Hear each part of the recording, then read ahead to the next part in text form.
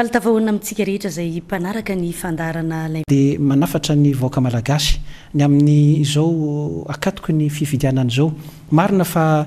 misafotofoto ny saitsika vahoaka malagasy tsy hita be ny any inona ny tena horaisina inona no tanterahana fa dia zahay hoe ary indrindraindrindra ny tenako hoe tokony ao anatin'ny fitoniana tanteraka aloha no hiatrehantsika an'izany fifidianana izany aza manaika horebirebe ny saindiso ny amin'ny mety anakorontanana an'izao fizotra n'izao fifidianana izao fa tsara anehoantsika ny hevitra mba hivoahantsika tanteraka ao anatin'ilay olana ara-politika izay fa mampikaikaiky ny isa ambatan'olona ary indrindraindrindra ny isa tokantrano zavatra mety hitrangany amin'ny hoe misy ve ny alabato misy ve ny fanatanterahana tokony ho mailo tsika rehetra izay mpifaninana amin'ny zany filoha-pirenena zany dia efa ametraka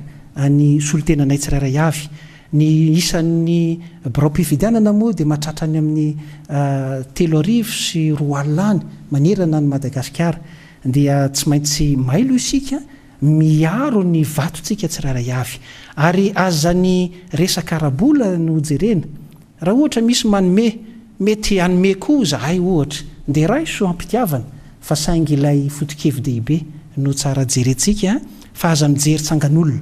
aza mijery resabola fa ilay fotokevitra sy ilay fomba fanatanterahana an'ilay hevitra hoe azo ampiarina ve sa tsy azo ampiarina sady hevitravina fotsiny atao zay alany eo amin'ny fifidianana fa